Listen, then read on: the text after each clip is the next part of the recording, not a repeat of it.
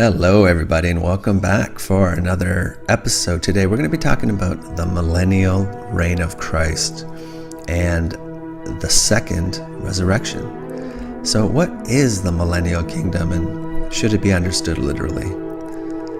Now, in the final book of the Bible, the book of Revelation as it's called, there's a period of time referred to where Jesus Christ returns, and then after, he reigns on earth for 1,000 years, and it's referred to as the millennium. And during that time there's supposed to be peace and unity, and then after that time, before that time, Satan is supposed to be thrown into the pit. After this 1,000 years, Satan is let loose. And here's just a graphic showing some key markers. And why I find this real interesting is because there's an idea that has been put forward. And I first heard about this from a channel called Fendat. And I'll try to leave a link to one of his videos talking about this. But the idea is that this 1,000-year reign of Christ on earth has already happened. And we are actually on the other side of it. Sounds far-fetched, I know, but as we go along, there are some really interesting tie-ins, at least from my perspective. And these are just some markers that when Jesus returns, this is according to what's laid out in the book of Revelation as to what will happen. So when Jesus returns, you're supposed to, of course, Jesus returns, and there's supposed to be this battle of Armageddon, a lot of apocalyptic events, and then Satan is bound for 1,000 years, thrown in a pit. And then you have another interesting thing where they're talking about the first resurrection, and that's going to be interesting when we look into that. And then after the 1,000 years, Satan is let loose to deceive the nations. Then there's another resurrection, and there's this final battle of Gog and Magog, and after that there's a final judgment, and then time no more. So I want to look into some of these things and just see some of the tie-ins to our present situation. It's kind of interesting. So I wanted to start by looking at the return of the King.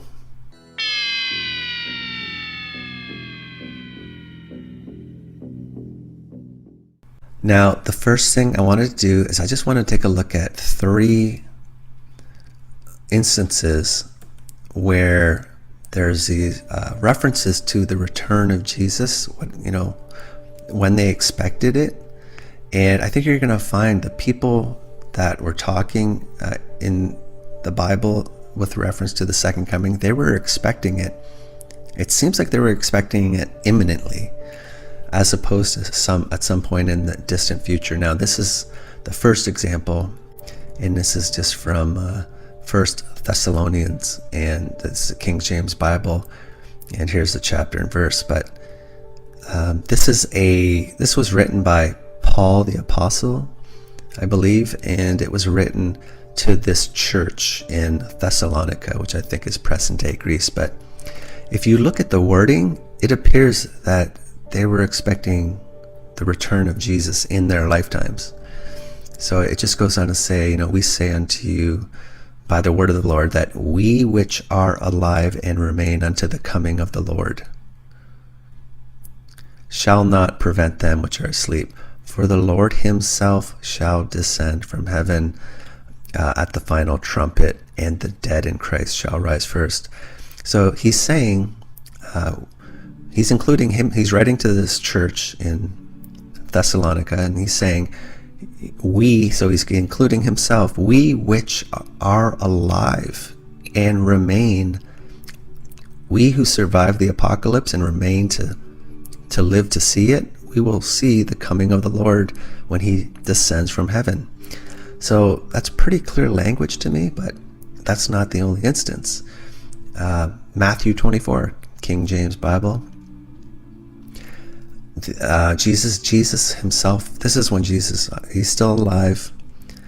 The first instance was after Jesus had died. Now this is before his death, And Jesus himself is talking to his disciples on the Mount of Olives, and they're asking him, what will be the signs of your return, and also of the end of the world. And he's telling them there will be many false Christs, antichrists, false prophets.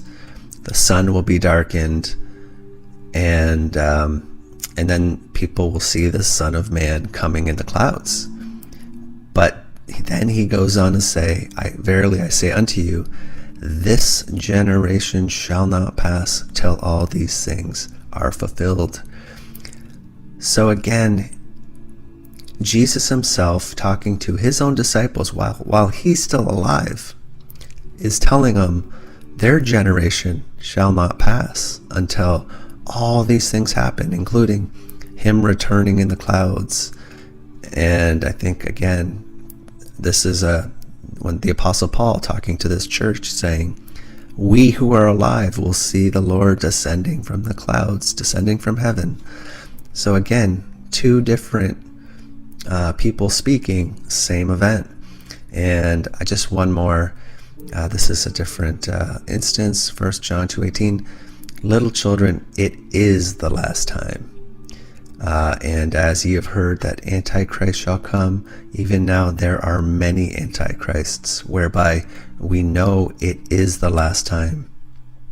So again, they're speaking that it is the last time, and he's talking about Antichrists here. There will be many Antichrists before the Antichrist.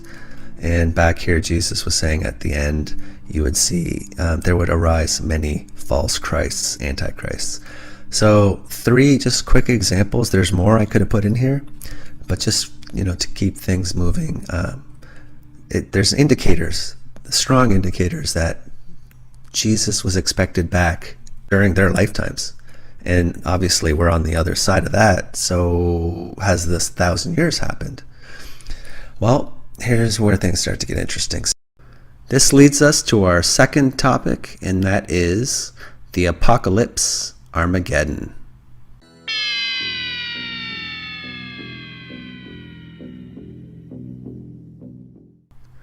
Now, when Jesus returns for his second coming, it's supposed to be a time of untold destruction, tribulation, followed by a 1,000-year period of peace.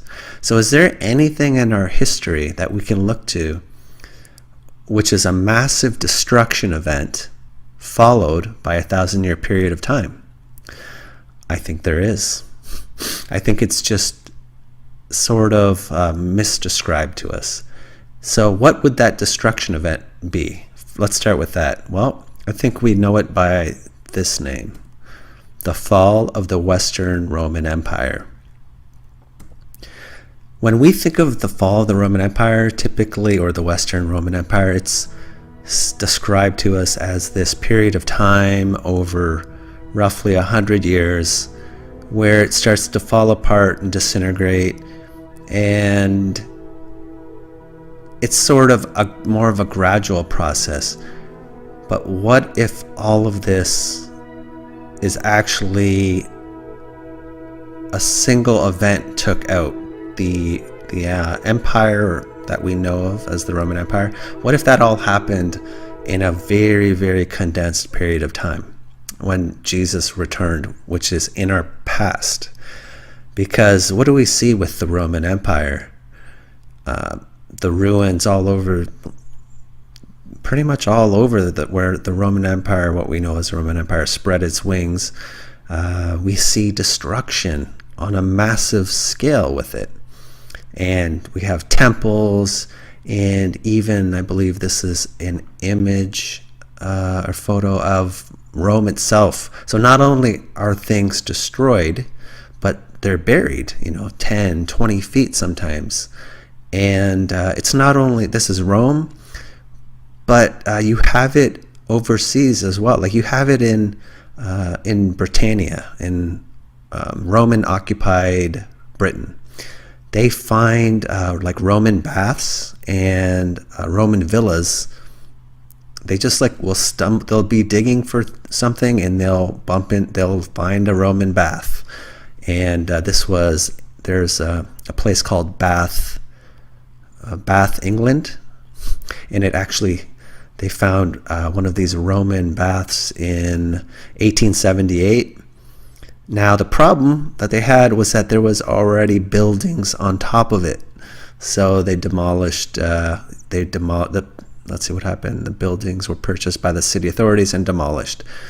So, and the cover stories that were given for a lot of the things that are Roman that we find in Britain, typically the story here is that with regards to these Roman baths is that barbarian raids from Northern Europe and Ireland, at the same time, flooding from this river resulting from poor maintenance, meant black mud began to cover everything. So why was it all covered? Like, why was it buried? Because they're saying somehow they know that this mud began to cover everything because of poor maintenance and this river. Okay, I mean, there's no way for us to verify. And then they're telling us the temple buildings collapsed and the roofs of the baths eventually crashed into the growing swamp. So what I would suggest is that this is BS, and this is just a cover story, and what you're seeing with this Roman bath is exactly the same event that happened with this, that happened with this, that happened with this. It's all one event, but we're given different stories depending on the location. And again, this is in Britain. They find Roman villas, and now some of the Roman villas in Britain have survived in such good condition. We have a very clear idea about how the rich lived and what their homes were like. But here's another cover story. When the Romans left Britain, and I don't think they left, everything got destroyed. When the Romans left Britain, it appears that some villas were covered with dirt to trap into them the spirits of the Romans. Sounds likely, right? So just stuff like this. So it's what I'm suggesting here is that all of this happened at once worldwide, and it's just sort of, they've expanded it, made it seem like a gradual fall of the Western Roman Empire. Then they've explained away these villas. People are just intentionally covering it with dirt. Here they're blaming this river for covering the Roman baths in Bath, England, and they've just got different stories, but it's potentially, like, I don't know obviously, but I think it's the same event. Now so this is the destruction event, right? Now, is there a 1,000-year period when Jesus returns? There's this massive destruction event, but it's followed by a 1,000-year period. Well, what happens after the fall of the Western Roman Empire? What do you know? You have a 1,000-year period of time called the Dark Ages. And isn't that just the controller way to do things? Completely potentially invert this 1,000-year reign of Christ by calling it the Dark Ages. And so roughly speaking, the Dark Ages correspond to the Middle Ages. I think most of the history we have here is fake anyway, but I am aware that a lot of the timeline has been manipulated. A lot of years have probably been added, and I know we switched to the Gregorian calendar, I think in the late 1500s, and you also had this phenomena where for a while prior to like 1800, they were putting an I or a J in front of a date, and that I would represent Jesus or Jesus, or the J would represent Jesus. So it would be, the date would be like how much time had passed since the death of Jesus. So what I wanted to point out here is this desk it's referred to as the king's desk, and this desk is in the Palace of Versailles, and it was made, we're told, for King Louis I believe this one was made for King Louis XV in 1769. Now the person who made this desk, he put his inscription in there, and his name was Jean-Henri Reisner. And when you look at the date on this, it's a J, 769. But when you look at the official history for this desk, it'll say 1769, but this is supposed to be a J. And if you look at this Jean-Henri Reisner, you look at his birth, date of birth and death, it's again 1734 to 1806. So you go back here, so they're taking this to be a 1. So when I look at this period of time, I understand that from our current year 0 to now 2020 years, there's probably a good chunk of that has been added. But it's still, I think they're probably doing that to cover up this 1,000-year period of time, and a good portion of it has probably been chucked into this period of time we know as the Dark Ages.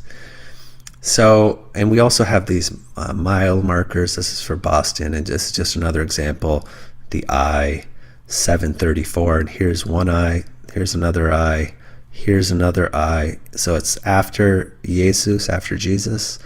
Clearly an I, not a 1, but we would be told this is 1734. So the calendars are heavily manipulated, but so we have the destruction event worldwide potentially, and we have this 1,000-year period potentially.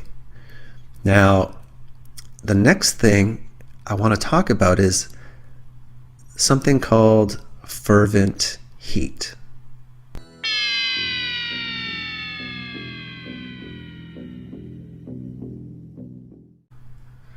So if we go back to the Bible, there are some other verses that talk about what's going to happen when Jesus comes back again for the second coming. Just before this 1,000-year reign, there's this interesting verse that talks about, the day of the Lord will come as a thief in the night. So when he returns, the heavens will pass away with the great noise, and the elements shall melt with fervent heat. Fervent heat, things melting. Where have we seen that? Well, Turkey, right? I think this is Cappadocia, but everything appears to be melted. Here's a good shot. It's just something has happened to the rock, and people felt the need to hide, potentially, in these structures. And I believe this is from Turkey as well. And I have got one here this is from Petra. And you could just see this area here. Looks like entrances have been covered up, but something happened, and it's curious. The Bible talks about this fervent heat, which is going to cause some significant damage. The elements shall melt with fervent heat. So that's an interesting tie-in. Now, this is where, for me, as crazy as this is going to sound, and it is, and again, we're not proving anything here, but this, for me, answers so many things you have no idea. So we're going to talk about raised incorruptible.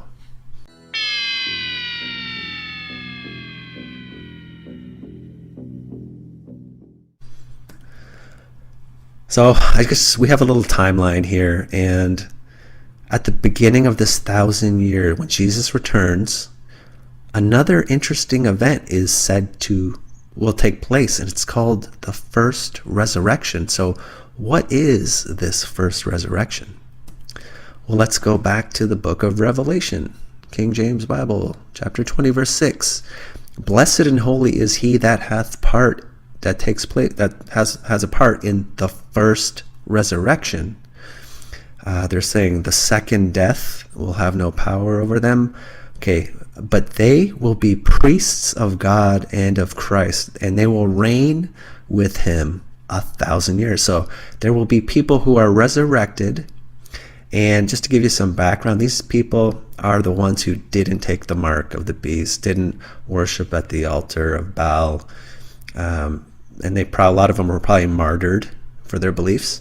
So they're the first ones who get resurrected. And not only that, they're going to reign on earth for 1,000 years. So why is that interesting? Well, here's one more verse, just verifying what I just told you. This is a different, this is the first Thessalonians. This was Revelation, but it's talking about the same thing. When the Lord himself descends from heaven, you have the final trumpet, and the dead in Christ shall rise first. So the same group of people. So why is that interesting? Here's why. A different book of the Bible, 1 Corinthians, and you have these two verses. So what this is I can't remember. I think it's the Apostle Paul talking to this. It's a letter to this church in Corinth, and so he's talking to believers, people who believe in Jesus and in the gospel, and he's telling them, "Behold, I'm going to show you, tell you a mystery. We shall not all sleep, but we shall all be changed in a moment, in a twinkling of an eye, at the last trumpet." That last trumpet is comes up again and again. So when the last trumpet sounds, the dead shall be raised incorruptible. So that first resurrection, and we, these believers, we shall be changed. So when you start looking into this, these people are in the twinkling of an eye. These people get different bodies. They get these glorified bodies. I guess that's the best way I can describe it.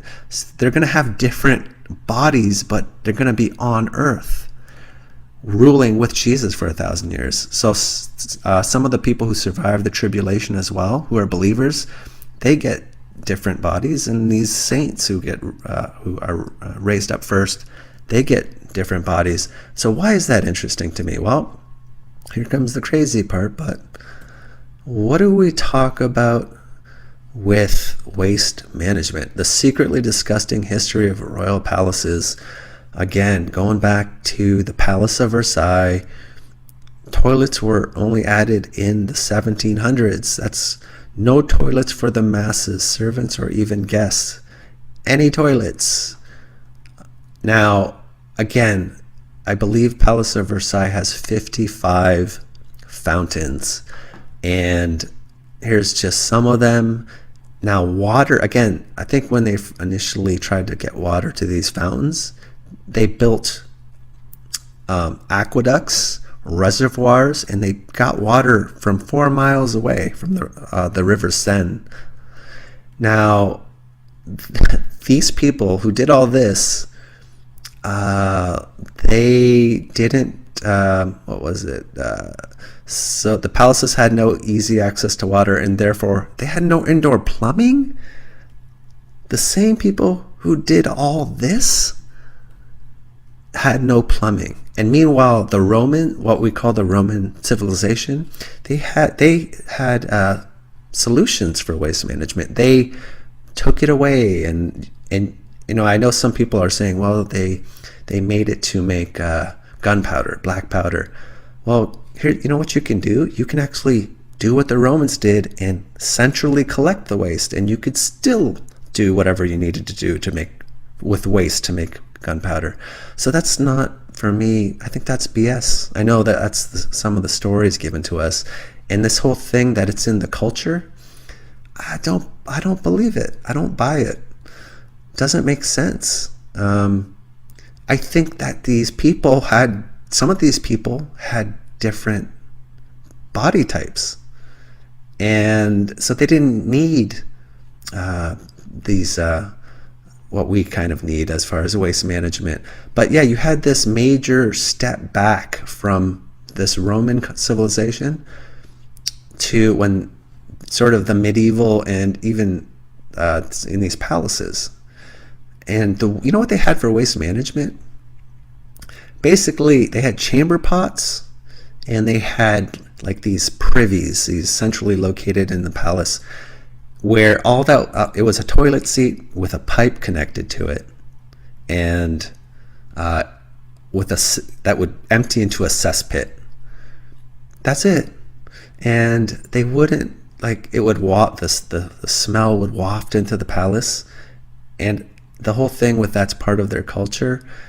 it was a problem. Like, it's not like it was something that was any benefit to them. So it doesn't make sense. And even one of the first known toilets that was flushed with water is at the Palace of Knossos on the island of Crete. So they had this thing figured out, but for some reason we take a step back. And here's again, this is just like the Romans had like these communal bathrooms even, and you would just sort of, your waste would be washed away. But they knew at least to do this, but for some reason everything steps back. And what else do you find in the medieval time frame? We have these castles, thousands of these castles. What don't they have? Running water, flowing water, plumbing, none of it. So the most elite castles were the people with the most elite, and some of these palaces, no waste management, no running water. What is going on? Well, I think the answer, as crazy as it sounds, might be people with these glorified bodies. And all they had, the castles for waste management, I think there are these holes at on the outskirts of the castle, and their waste would flow into the moats around the castle. I think these were added after the fact, but yeah, not great as far as waste management goes. So I just find that fast. I know it's a stretch, but it makes so much sense for me. So now I want to talk about the normies.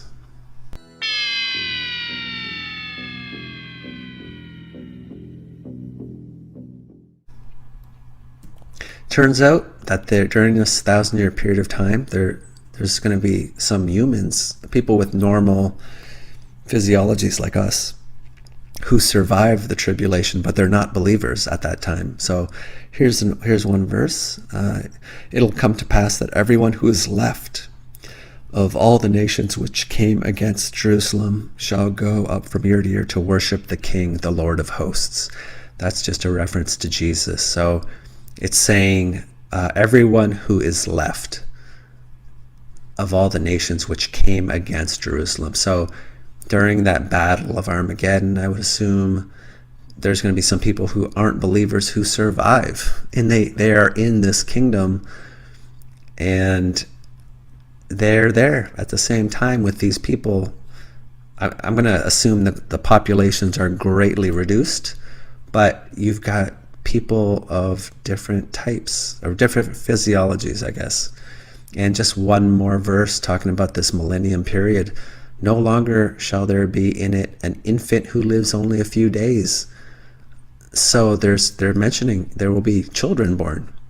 And the one who does not reach the age of 100 will be thought of as cursed.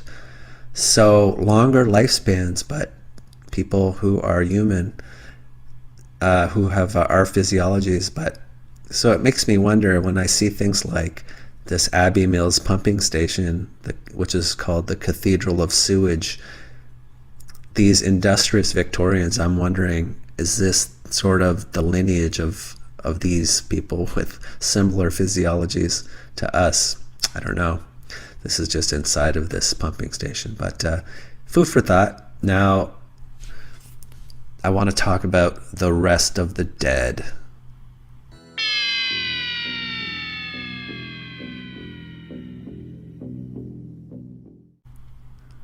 So here's where we come in.